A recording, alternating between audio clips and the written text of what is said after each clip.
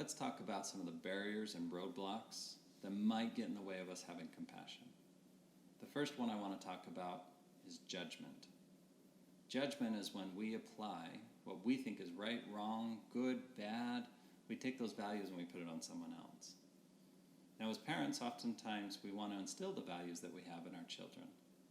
But when we're having compassion, this isn't the time or place. This is a time and place to allow freedom to be thoughtful and to be thinking. If we bring judgment into a situation that needs compassion, our compassion is going to be stifled because we're going to imprint on what we think is right or wrong in that situation. And it's not a time to be talking about what's right or wrong. It's a time to just be compassionate about their perspective, about what's going on with them. And remember, compassion is about what's in the best interest for them. So we want to just hear what's going on and be there with them. Agendas is our next one. This is a big one. Often, because there are children, we have an agenda that we want to make happen.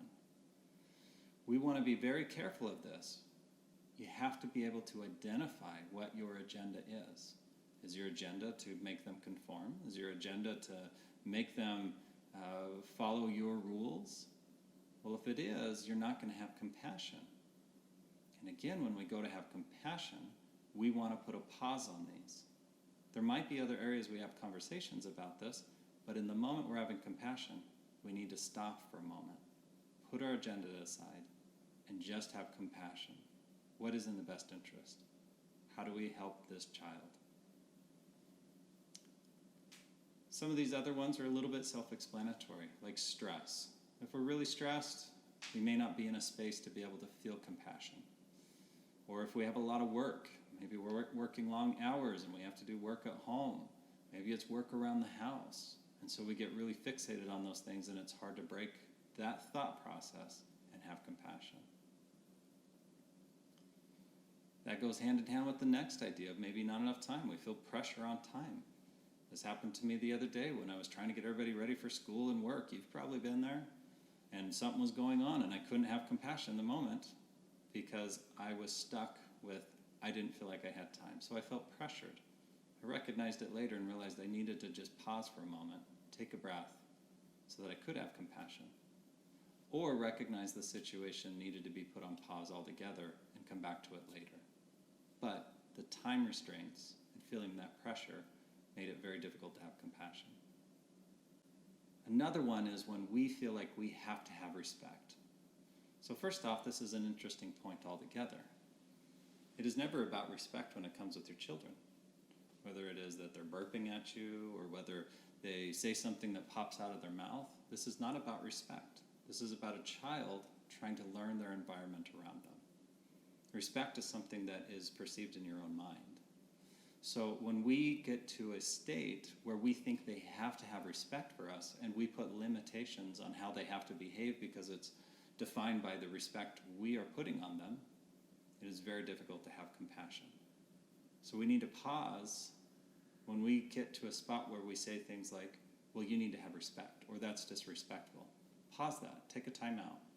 Recognize that that's going to stifle any compassion you have for what's going on in that moment.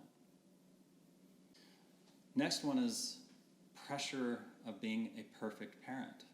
Well, let's get rid of that idea altogether right now. There is no perfect parent. As I admitted a moment ago, I make mistakes. There is no perfect parent. We're all human. We're all just doing our best we can.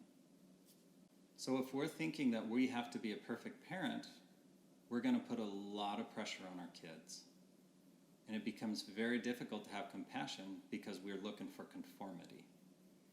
So try to get that idea out of your mind of a perfect parent. Allow yourself to be human. And then just try to grow your compassion by doing the 3 steps we talked about earlier.